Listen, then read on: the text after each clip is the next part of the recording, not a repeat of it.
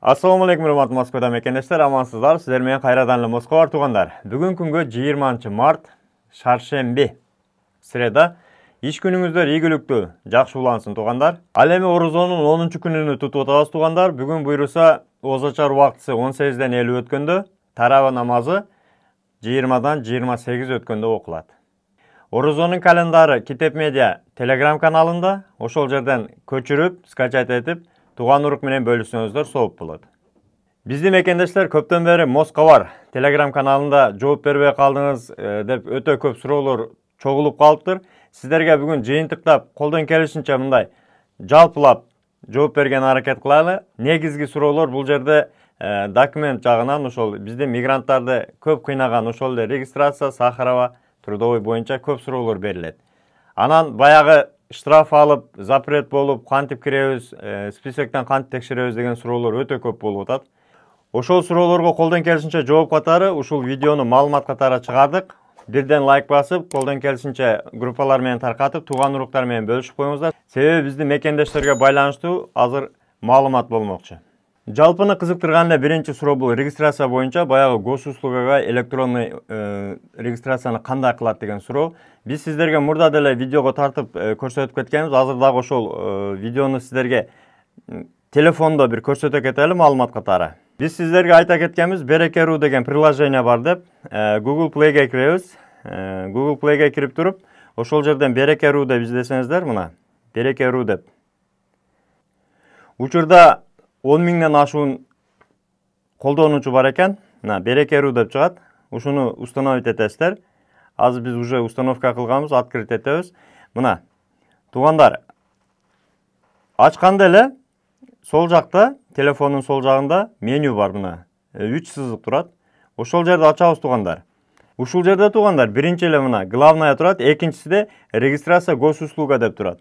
Ошол жерде биз колдон келишинче инструкцияны толук кылып түшүрүп койгонбуз. Ушул баскычты басып туруп көрсөңүздөр, кантип коет регистрацияга нелер жазылат, кандай болот, полный мына сүрөттөрү менен сиздерге сайттын ссылкасын коюп койгонбуз.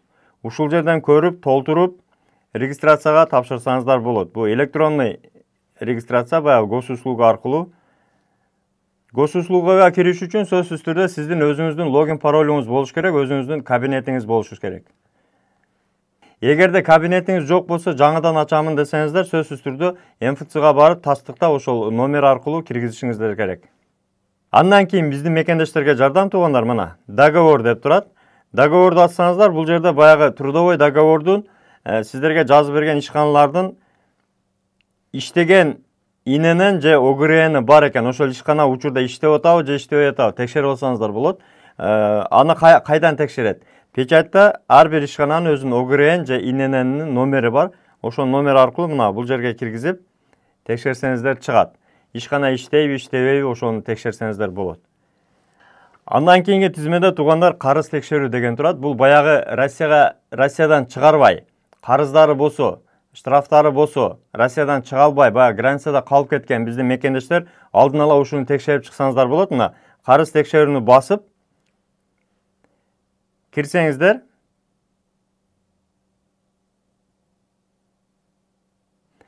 мына узнай о своих долгах деп чыкты. Ушул жерде мына найтини басып, фамилияларды киргизип, поиск физического лица, территориальный орган, мисалы кайсы жерден штраф алгансыздар, ошолор текшерсеңиздер, же общий эле все регионы деп коюп туруп, фамилия, имя, отчество, туулган датасын коюп, ушул жерден текшерсеңиздер болот.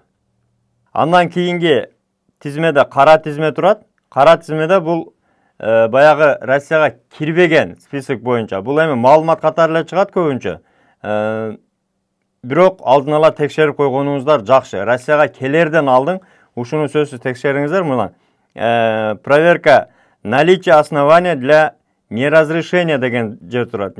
Выезда на территорию Российской Федерации. Көрдүңүздөр, ушунан текшерсеңиздер болот. Ошол эле данныйлар, фамилия, имя, отчество, дата рождения, гражданство, паспорт номерлери менен полный текшерип көрсөңүздөр болот туугандар. Андан кийинкиси штраф текшерүү. Бул баягы эле карыз текшерүүдө эле штрафтарды текшерсе болот.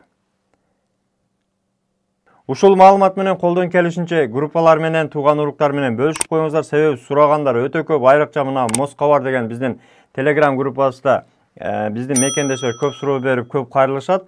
Анан дагы айта кетчү нерсе, иненен менен снилсти. Инененди налоговыйга барып кайрылсаңыздар болот. Ошол регистрация болгон жердеги налоговыйдын отделениясына барып, бөлүмүнө барып, налоговыйдан иненен алсаңыздар болот, бекер. Снилсти соцфондко барасыздар. Ал эми баягы биздин сурап аткан ДМС, ОМС боюнча бул страховой компаниялар берет. Ошол страховой компаниялардан оформить этип алсаңыздар болот.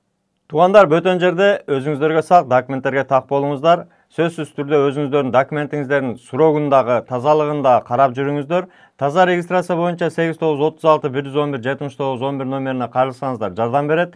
Деги эле регистрациянын сурогуну алдын ала текшерип карап жүрүңүздөр.